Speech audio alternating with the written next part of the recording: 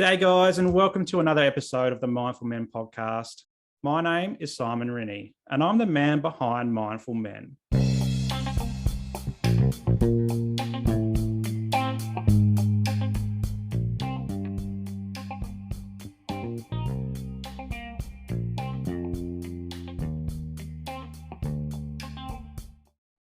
Today, I've got a very special guest with me, Taylor Newendorp from NOCD, all the way over from the United States in Chicago. Taylor, how are you going? I'm doing well. Thank you so much for having me, Simon. No worries. It's great to talk to you. This is a show about guys and boys and men and dads and the broader population, about opening up conversations about mental health and so forth. And I'm really excited about this episode because we're talking about obsessive compulsive disorder. And for those listening at home, they will know that I've lived with OCD for 30 years or so. But it wasn't until 2012 when I actually got diagnosed. So it took me a long time to understand what was happening in my mind and to seek help for what was going on. And it wasn't just OCD, it was anxiety and depression as well. But welcome to the show. Thanks for coming on. I'd like to start by understanding a bit more about who you are and as a person and a man and a father as well. And so, yeah, tell us a bit about yourself.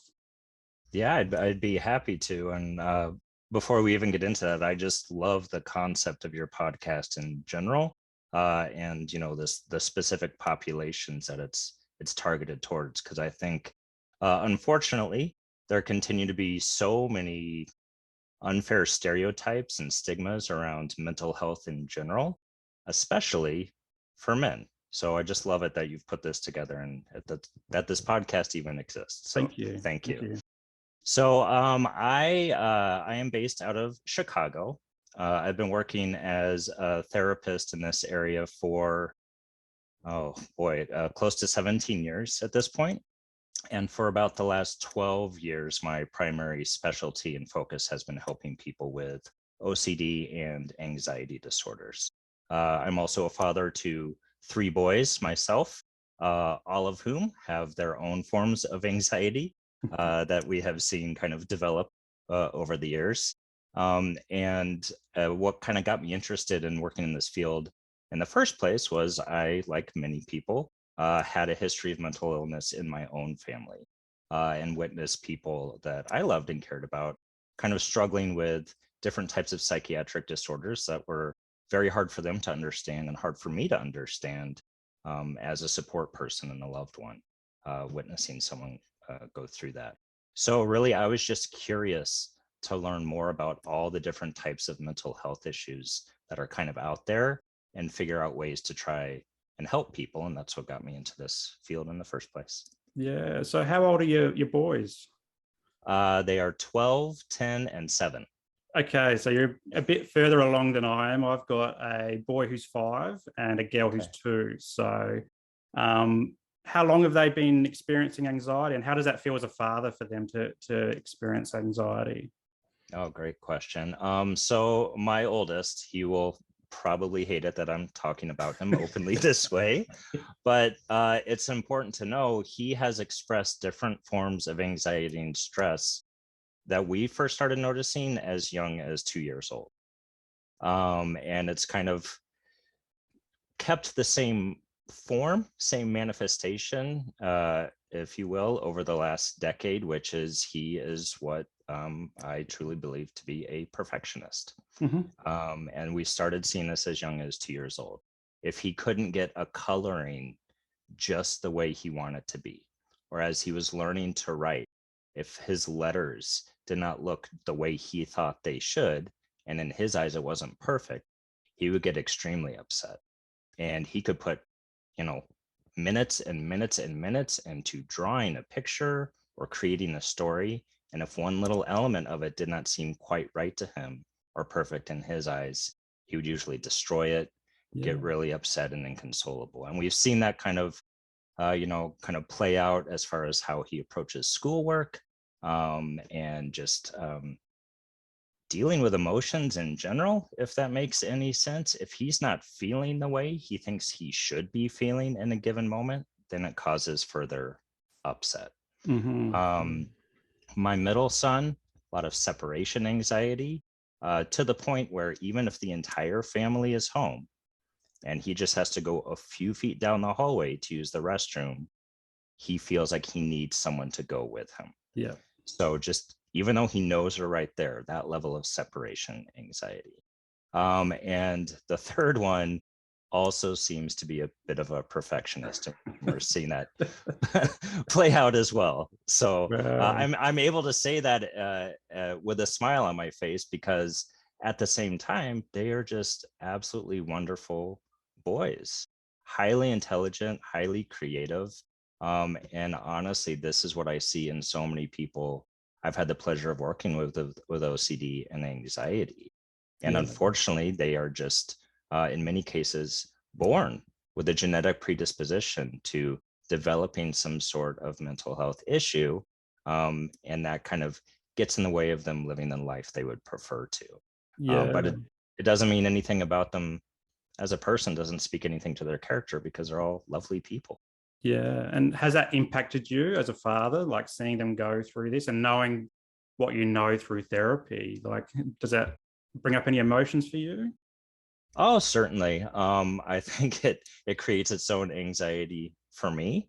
Yeah. As a therapist specializing in these areas, and I was working in this field, specializing in those areas before I started having children, to see them start to develop some of those things that I had dedicated my career towards helping people with, um, was a little bit surreal, I guess you could say, Yeah. but has also, quite frankly, caused me frustration over the years, because I feel like out of anyone, because this is what I do for a living and I genuinely care about seeing people learn how to manage these kinds of symptoms, I get frustrated and I get upset with myself when I see that I'm trying something that is actually not helpful to them.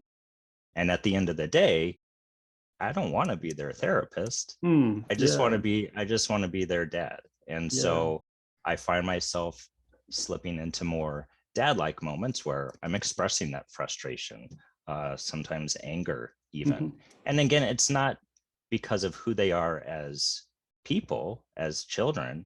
It's because I see these symptoms interfering with how they would like things to be in their life.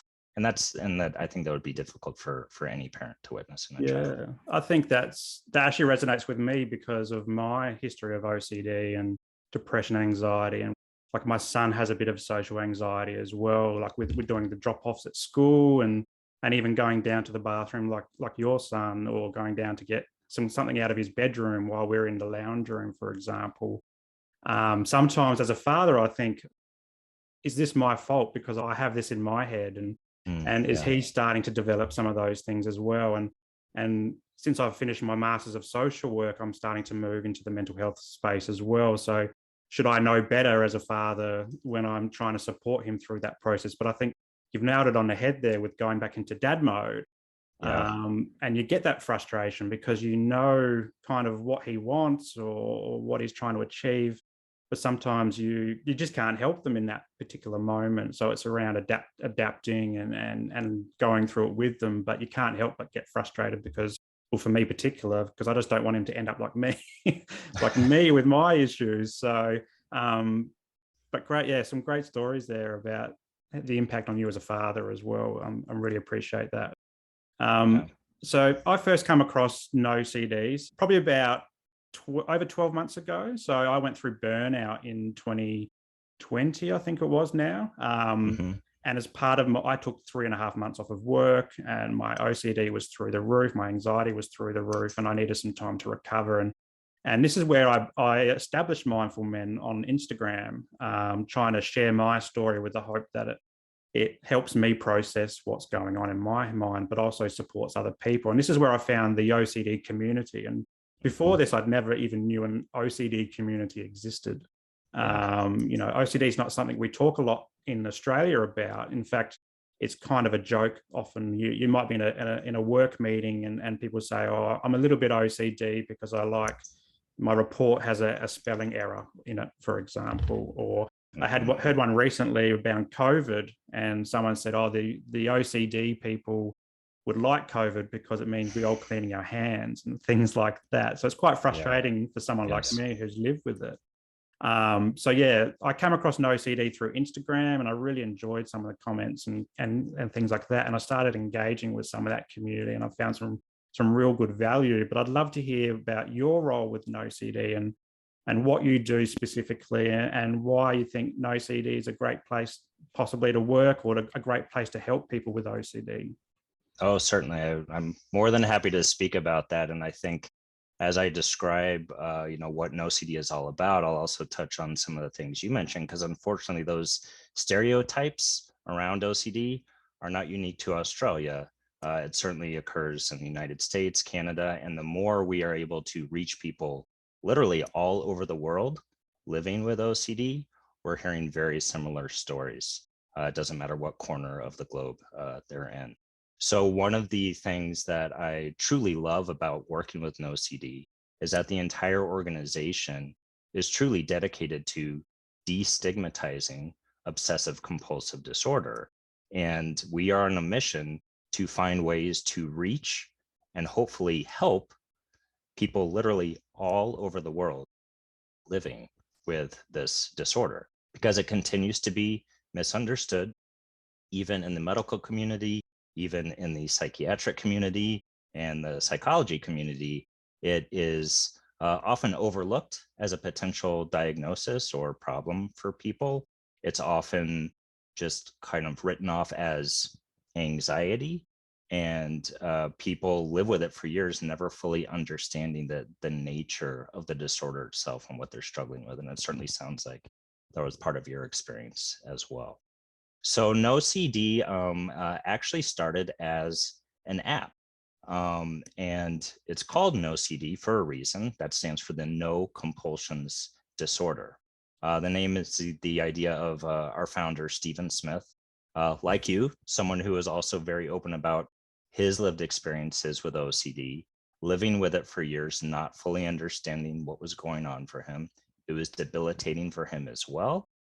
He was a very successful student athlete at his university here in the States, had to drop out of school, take time away, simply due to the severity of his obsessions and compulsions. So initially, he wanted to start an app to create this kind of OCD community that you're referring to, and really envisioned we could create a global community to support people anywhere around the world with OCD. And over time, also wanted to develop telehealth services. So having people like myself who can provide direct therapy to people, again, anywhere in the world with OCD. And that's something we've been able to accomplish in a pretty short amount of time. So I always like to share my story about when I joined the organization and just how quickly we've grown. I was practicing as an OCD specialist here in Chicago. I have my own private practice. It's called Chicago Counseling Center. And in my private practice, my primary focus was OCD. And it's really hard to find specialty practices like that anywhere in the States or Canada or worldwide. When I came on to start working as a therapist with NoCD, that was in August of 2019. And I was the fifth therapist they had hired. And at that point, we were only providing services in 2 states here in the US, Michigan and Illinois. Since August of 2019, we have now expanded to over 300 therapists. We are providing services in all 50 of the United States, all provinces across Canada, Australia, the United Kingdom, and we're just reaching more and more countries around the world. And it is, again, a very unique kind of service we provide. And we use what is known as the most evidence-based form of treatment for OCD, which is exposure and response prevention. And we have really extensive training for all of our therapists. We bring people on board who know little to nothing about OCD and how to administer ERP. And we have really, really in-depth, thorough training and ongoing supervision and guidance. So all of our therapists truly become OCD and ERP specialists in a short amount of time. And in addition to providing direct counseling services, I also have the good fortune now to be a clinical director for OCD. So I'm someone who's on our clinical leadership team, helping develop training and education for all of our therapists and providing a lot of direct supervision to all of the therapists in our network as well.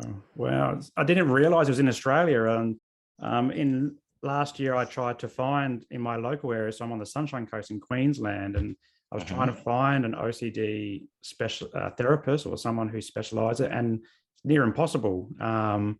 There's a very few in all the practices. There might be 10 psychologists or counselors or even social workers who work in that space. And maybe only one has an interest in OCD, but it's only an interest. It's not a specialty. Well, really quick, that again, that's not unique to Queensland. Yeah. It's not unique to Australia. This is how things appear to be worldwide, and that's something we're trying to solve. So I'm excited to look them up for the next time I'm due for my next lot of ERP. And I went through some of the ERP last year, trying to get I've lived with it for so long. I thought, let's try ERP. I've tried cognitive behavior therapy before, didn't really work, medications, but I really found some value from ERP. And I think it was two things. One, it was new, it was specialized and targeting what my obsessions and compulsions were. But it was also, I think, mindset for me as well. So I've done lots of psychology in the past, but now that I'm 38 and I'm a father, I think mindset for me was a big one, because perhaps in the past I wasn't so committed to the cause. But I think now, for me, that was a big pusher as well. But thinking about boys and men and OCD, I've often heard it referred to as a silent condition or a secretive condition, because it is quite distressing. For me, it took me the better part of 20 years to come forward. I didn't really know what was going on, not just with OCD, but the anxiety and depression. But what's some of the things or trends that you're seeing in perhaps the boys and men, or more generally in the people that you're supporting and providing therapy to? Are they waiting a long time to get therapy, or what's your experience of that? Yeah, so some of these numbers may have changed a little bit in the last couple of years, but I know when I first came on with NOCD, we were looking at all the research and data we could find as far as people like yourself living with this condition, and on average how long it took them to understand or receive a diagnosis of OCD and then actually get treatment for it. And what we found in researching multiple studies that have been done worldwide was that from the onset of OCD symptoms someone's experiences, on average, they do not actually end up receiving that correct diagnosis and getting help for it until 14 years after the onset of their symptoms. And to us, that really spoke to the lack of awareness, the lack of understanding, and the lack of education and information that was just out there on OCD in general. So yes, certainly people suffer needlessly in silence for years and years and years.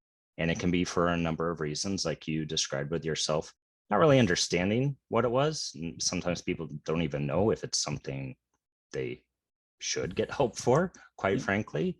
But more often than not, what keeps people kind of stuck and remaining silent is because of the shame and guilt and embarrassment they're experiencing because of their symptoms. So I do think, it's so important for people out there to start to understand OCD can take many, many different forms. Obsessions and compulsions can manifest themselves in almost countless ways for a person. And yes, there continues to be this unfortunate stereotype that OCD is just all about hand washing and germs, and people just like to stay clean, and that's really all there is to it. And certainly contamination OCD, which is one theme, one subtype of OCD, continues to be very common. But people really don't understand the extreme levels of distress that someone with contamination OCD is experiencing when they develop these obsessions, these intrusive fears, thoughts, or doubts that somehow they have become contaminated. And then usually people develop this secondary fear that they could then spread disease or illness that would cause harm to others. So even contamination OCD itself goes far deeper than most people realize. Have you seen a spike or an influence from COVID for contamination OCD? 100%, no doubt. Yeah. And just using NOCD as one reference, from February of 2020 to the end of March, April 2020, so in about 2 months' time, the number of people we were serving quadrupled. Wow. It jumped from a few dozen to literally hundreds and hundreds of people. And now we're treating, I think, over 7,000 different people each month Wow. through NOCD. Wow. So yes, certainly COVID threw the entire world into a state of flux, really unprecedented times we've been living through. But more so than anything, it touched on, a really kind of deep common theme we see in most people with OCD, which is just extreme difficulty tolerating any amount of uncertainty. And it can be related to anything. And then when you have the entire world thrown into this state of uncertainty where nobody really knew what we were dealing with or how to manage it, yes, it spiked OCD fears for people who even already knew they were living with it. And unfortunately, a lot of people reported an onset of OCD symptoms with the onset of the pandemic as well. Wow. And you mentioned there's contamination is just one theme. Yes. What's some of the other themes that you've experienced as a therapist that might be holding people back from getting support in the first place? Because they can be quite scary and traumatizing. Harm OCD, for example. Yeah, harm OCD is an excellent example, and I'll talk a little bit more about that. People never like discussing this one or even hearing the term itself. It's considered taboo, but there's a whole subtype of OCD that has been labeled pedophilia OCD. We're seeing a huge spike in people reporting obsessive fears and doubts related to their relationship that has become known as relationship OCD. And we also see people reporting symptoms that would fall under kind of types known as health OCD. It looks a lot like health anxiety, just right OCD, which kind of falls in line with perfectionism. The list goes on and on. It could be what we know as scrupulosity, where the people are experiencing, again, repetitive, intense, unwanted images, thoughts, and doubts related to their own religious beliefs or principles. Yeah. So and that's just like a short list. We're learning more and more that really obsessions can take on almost any form for a person. But I think what's really important for people to understand is that it is the nature of obsessions themselves that are causing so much distress, fear, and guilt and shame for the individual. So harm OCD is a great example. Yeah. People get freaked out when they first start to hear about it, but essentially the person is experiencing repetitive images or repetitive thoughts related to them somehow losing control and causing direct harm or even death to someone they really love and care about. And what's important to understand is that these people have no desire to act on those thoughts. In fact, it's the furthest thing from what they would want. And because within themselves, they know they would never do those things, they would never want that, it kind of creates this disconnect. Yeah. I know I don't want that. That idea is horrendous to me. It's terrifying. So then why? Why do these types of thoughts and images keep coming up for me over and over again? And that's the nature of OCD. Yeah. So what happens for people over time is they fall into the trap of engaging in compulsions. And a compulsion could be any attempt to get rid of an unwanted thought. We often hear people saying they're just trying to push these disturbing images out of their head so they could engage in a series of physical compulsions, outward rituals. They could also be engaging in what we know to be mental compulsions, mental rituals. And it all serves the same purpose. It's an attempt to get away from the unwanted obsessions and try and get some relief from that anxiety that goes along with it. Yeah. Can you give some examples of harm OCD that you've come across in your time? And also I'm interested in pure OCD as well. It's something I've started to see a bit more about. And yeah, just your thoughts on those two. Yeah. Yeah, I'd be glad to talk about those. And with harm OCD, I'll mention some examples with pedophilia Mm. OCD as well, because it's not uncommon that there is kind of a crossover among those Mm-hmm. themes. And quite frankly, we see people experiencing obsessions that could fall under numerous different types or themes of OCD at the same time. Yeah. So with harm OCD or pedophilia OCD, better known as POCD, someone could be getting the recurrent thought that, I'll use myself as an example. I could be in the kitchen with my kids. There's a knife out because we're preparing dinner. I could just get the thought, unwanted, out of nowhere. I could take that knife and stab my child right now. Mm. With pedophilia OCD, it could be, you get a flash, an image of yourself doing something inappropriate with a child. Yeah. And again, that idea is what we call ego dystonic. It does not match up with the person's true beliefs and values. And so that causes kind of that unrest and discomfort, right? So what we could see, just using the harm OCD example, someone gets that unwanted thought or image about stabbing someone they love. So they start to do things like avoiding knives, stop using knives. Kind of the saddest cases we've seen, and I've seen this with fathers and their sons, is when they start to get these unwanted obsessions related to their own children, they literally start to withdraw and Wow. avoid from their kids. And then imagine all the compounding emotions that go along with that. It's not just anxiety, it's not just shame, it's intense guilt, right? I can't be the kind of father I would like to be for my son. What does it say about me as a dad that I keep getting these images? I must be a horrible person. I have no business being a parent in the first place. So these are all the types of ways people are interpreting their obsessions, oftentimes not understanding this is just an unfortunate function of the disorder itself. It's what the brain is doing with OCD. Wow. I can imagine it would be quite distressing for somebody to even open up about some of these types, the pedophilia one, for example, Yes. having the police knock on the door the next minute that they've said something. But so potentially a lot of people keep it inside and they don't talk about it because of the shame, but also fear about what happens when I do open up.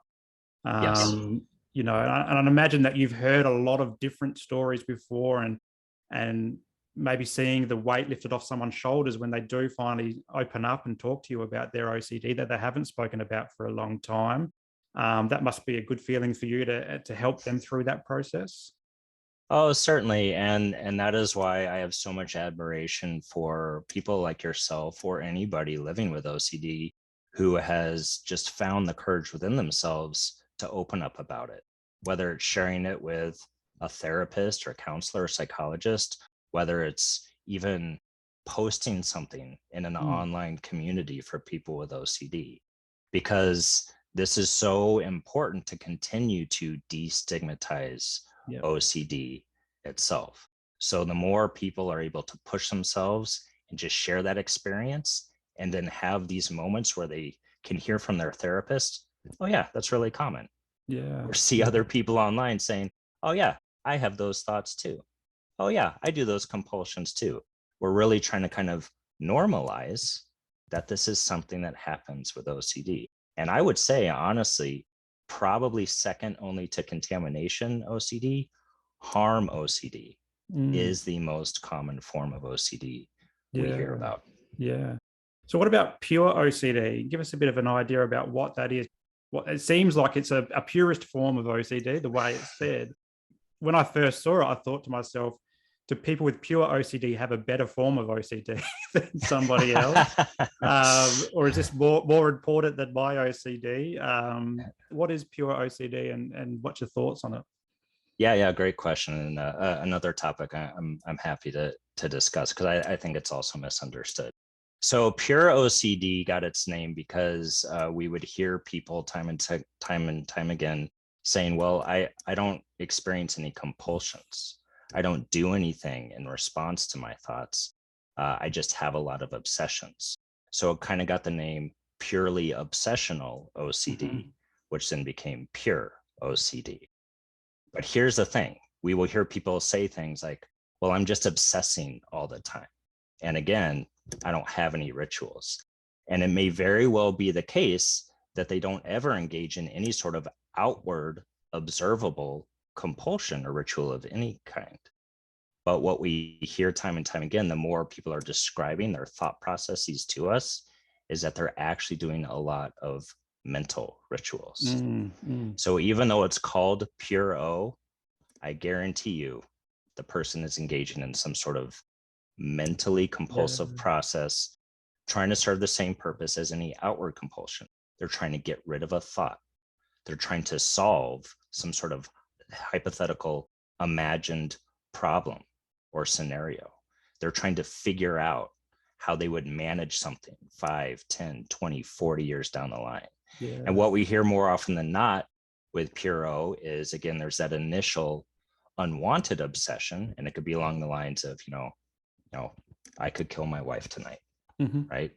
I could punch my kid in the face, right? These are very common obsessions we hear.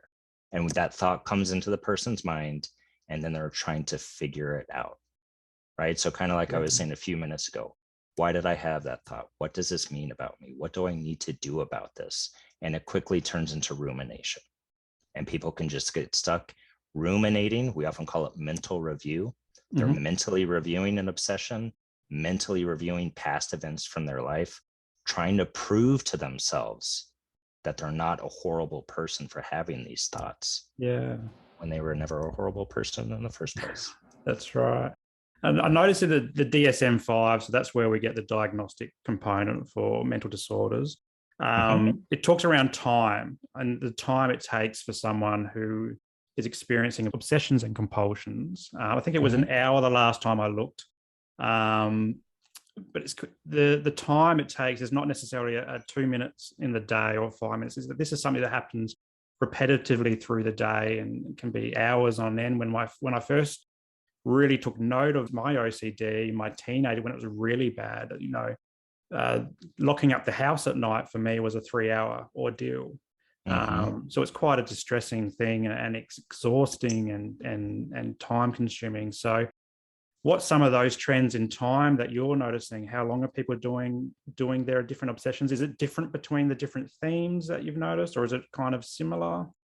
It's really on an individual case by case basis. So one thing, I often talk about is that we've identified very common obsessions, very common compulsions. We've identified all these themes, but at the end of the day, everybody's just a little bit different. Yeah. And one of the things I really appreciate about ERP is that it is a very individualized form of treatment. We're helping people identify their specific symptoms that have become incredibly time consuming, that are causing ongoing distress, usually some impairment in functioning, whether it's at work, at home, at school, in their social life, whatever it may be.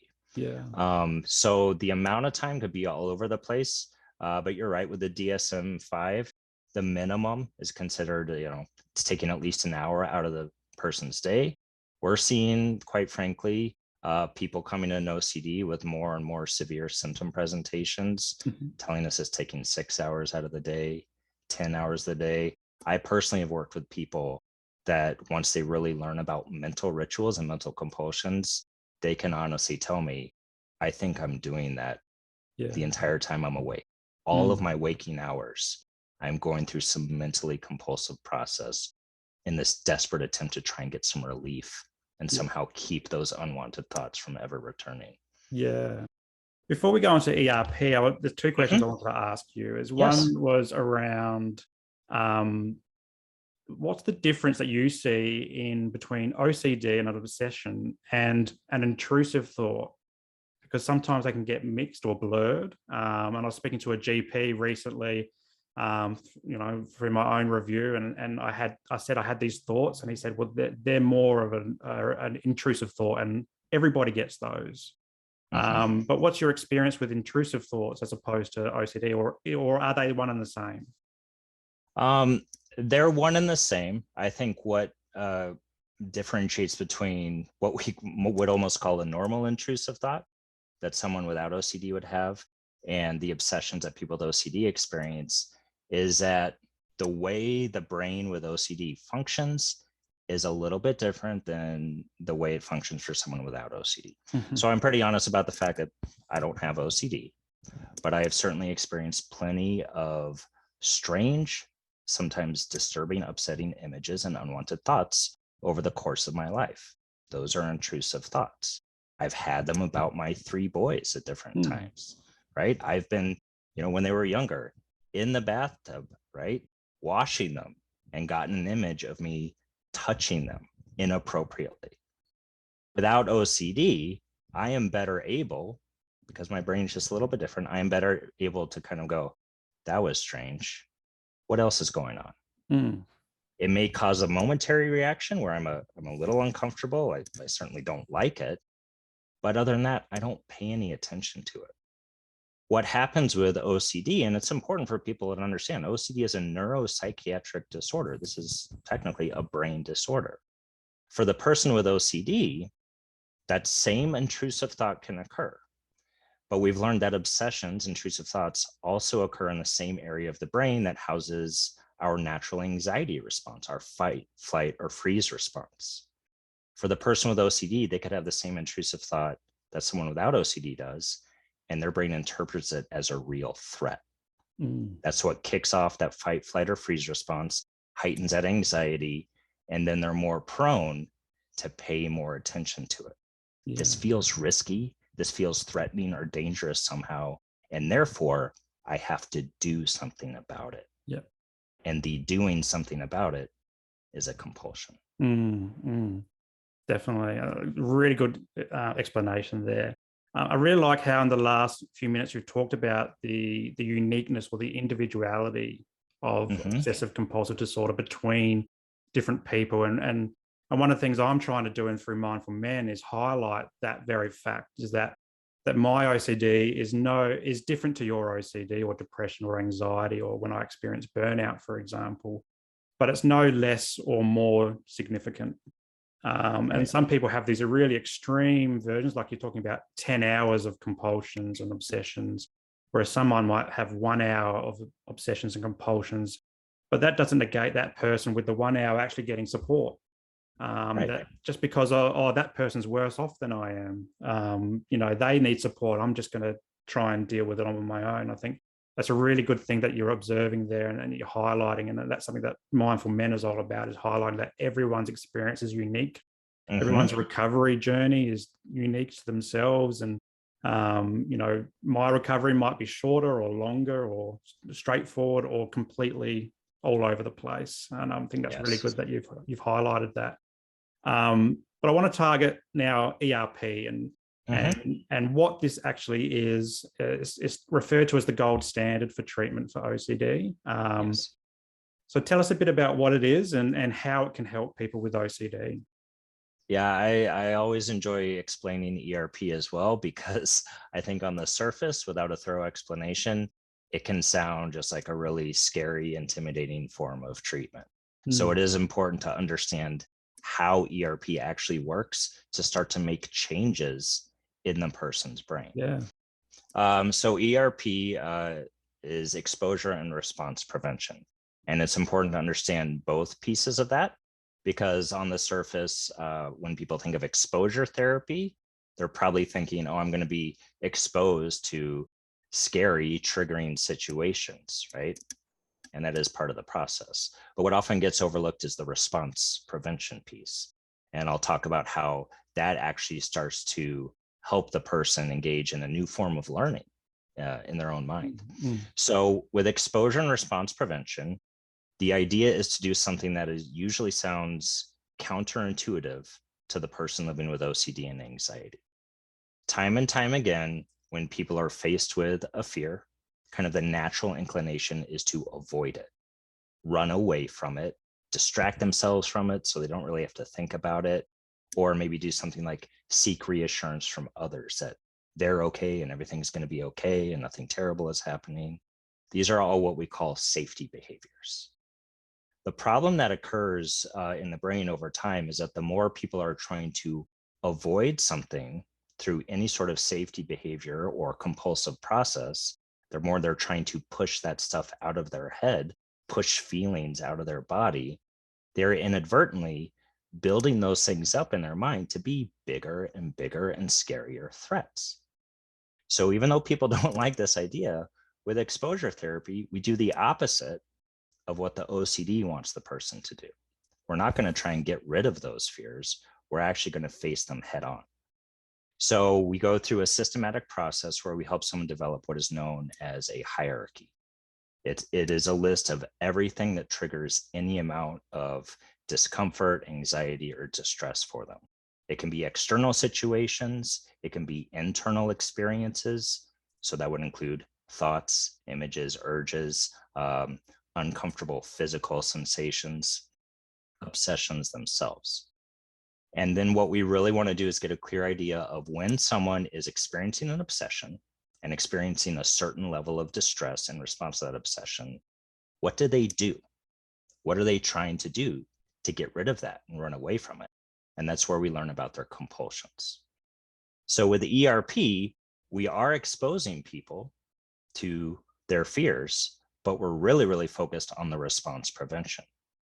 The rationale being the more someone can purposely face or invoke an unwanted thought or image and really remain focused on it without engaging in a compulsion for that immediate relief they would prefer to have, what they tend to see over time is that their anxiety, even though it will rise, at some point, inevitably hits a peak and starts to come down on its own without the person doing anything about it. So there's some really powerful ongoing learning that can occur with response prevention. The more people are resisting their compulsions, they are learning compulsions are not necessary. They are learning that their anxiety and discomfort will fade on its own. And they also learn more often than not that their feared outcomes simply do not come true. That's another trap people fall in with OCD. I have to do this compulsion to prevent something bad from happening in the future, right? Yeah. So the more they can resist compulsions and see that all these terrible, horrible fears do not in fact come true in their day-to-day life, they have that additional learning. Oh, I really don't have to do that stuff. Yeah. I like that peak moment, because I did some ERP last year, and one of the many that of the obsessions and compulsions I have is one of them is to do with my car and having the handbrake on so that it doesn't roll down a hill, kill 10 people, or whatever, make it crash or whatever. And so we did ERP in the car park of my therapist of the practice, and he purposely made me put the handbrake off and walk away with him without looking back at the car, because one of the compulsions would me to be to look at the car, but then run back and check everything, check the handbrakes on and all that type of stuff. But I noticed as well, it was very hard to do that for me. But yeah, the anxiety started to go up, but over time we did it in short periods. So we did it for 10 seconds and 20 seconds and 30 seconds. And yeah, we did hit that peak, and I didn't have to turn around eventually and so forth. So it was a very useful way to sit with it, feel comfortable sitting in that uncomfortable moment, and know that I didn't have to do it because nothing bad was going to happen. The car didn't roll away and kill anybody. Might have been different if it was on a hill. maybe that's your next ERP exercise. I'm going to start with the basic version first. It's not a flat road, but yeah, but it was very useful for me. And but it wasn't just that. Like, we used virtual reality headset as well to try and trigger. It didn't quite work for me because my mind knew that these weren't real people. But I see that some technology is starting to come into ERP as well. And how do you use technology, or what's some of the things that you do in your practice that you can provide some examples for people? Yeah, so I actually do use virtual reality. We call it virtual reality therapy in my private practice here in Chicago.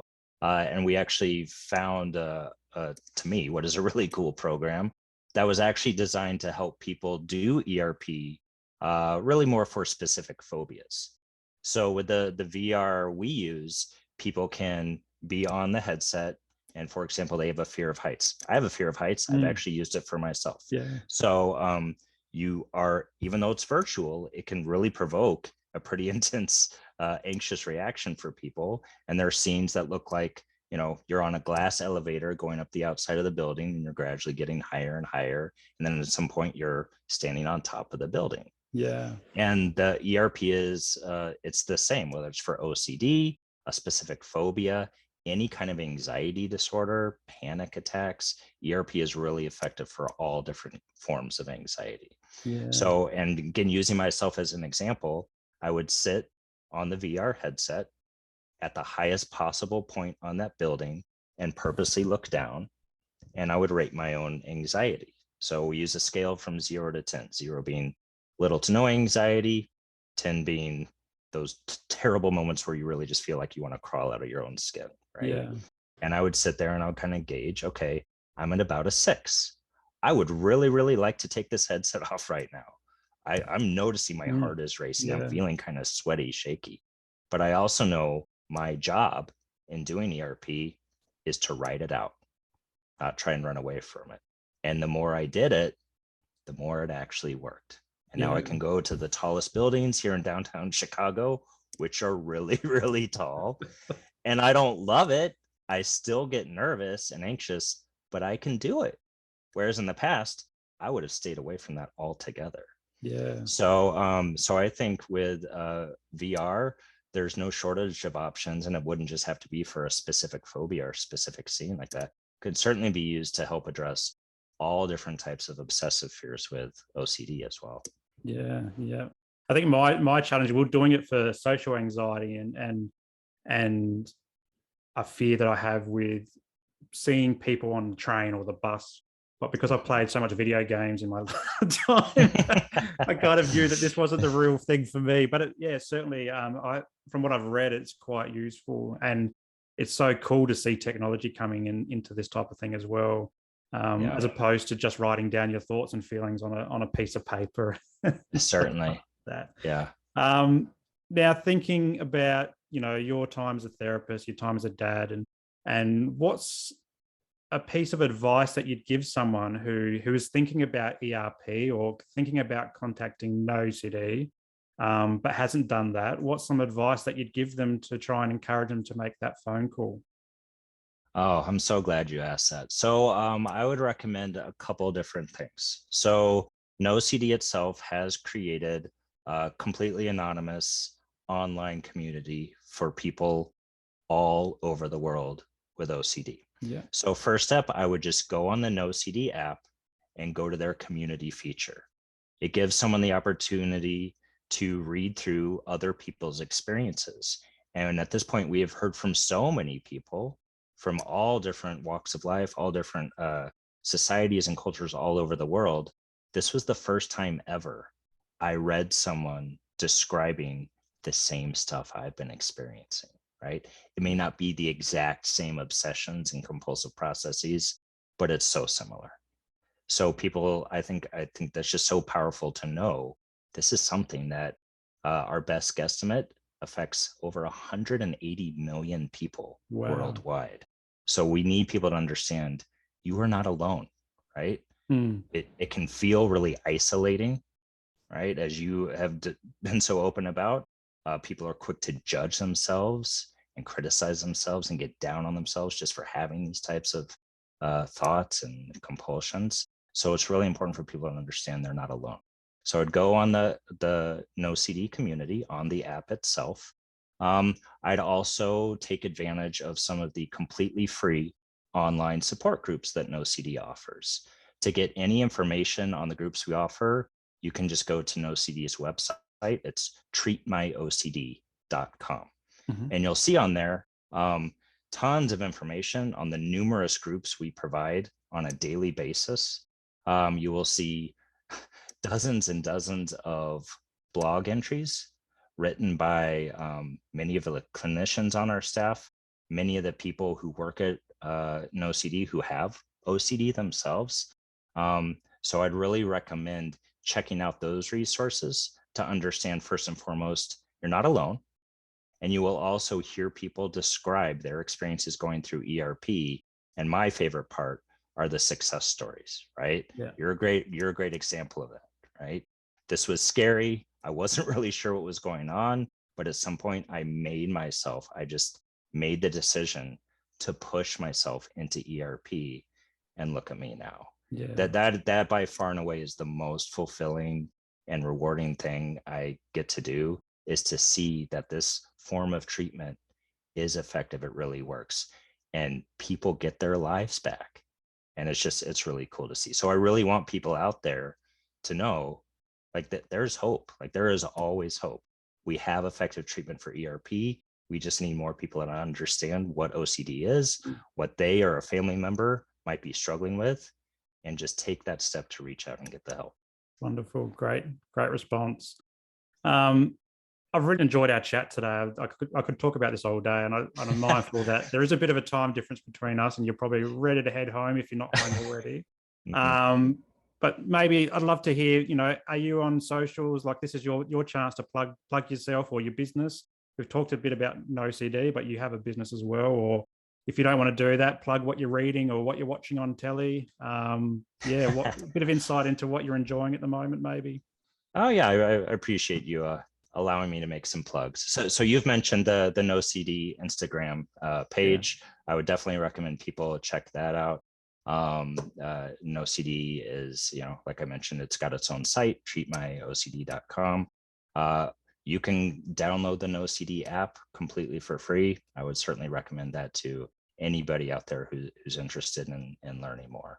For myself, for my private practice, which NOCD has graciously allowed me to keep on the side while I'm putting in 50, 60 hours a week for NOCD. Again, at Chicago Counseling Center. We're also on Instagram. Shy Counseling is our handle. And we're on Twitter, and our handle there is at Chicago CD. So it's Chicago CD. The last thing, and I'm always reluctant to plug this, and people always give me a hard time about it who know me. I do have a book. It's called The Perfectionism Workbook. Wow. And I wrote it because over the years in the clinical work I was doing, I was seeing perfectionistic tendencies really arise as a serious clinical issue for people. It certainly goes hand in hand with OCD. It contributes to really unhealthy and dangerous behaviors that go along with eating disorders, can contribute just to general stress, anxiety, depression, and even things like substance abuse and addiction. And then having my own son, I saw growing up with these really kind of rigid, perfectionistic beliefs and tendencies. It just really hit home for me more than ever, and was fortunate enough to have the opportunity to write the Perfectionism Workbook. And where can people get that book if they can get a copy? Yeah, Amazon's the easiest place. It's literally just called the Perfectionism Workbook. Yep. I have a pretty unique name. I am literally the only Taylor Newendorp in the entire world. Yep. So you're not going to find another book by another Taylor Newendorp. So really easy to find on Amazon.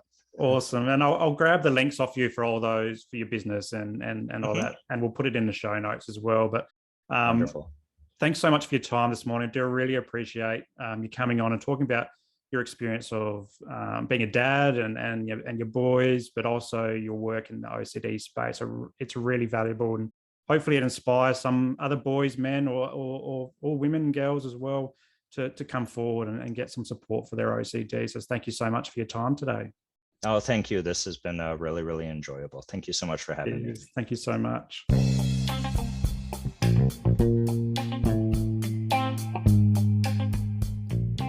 If you enjoyed today's episode, make sure that you like it and leave a comment, and then share it with your mates. Also, subscribe to the channel and hit that notification bell so that you don't miss a moment of future episodes to come.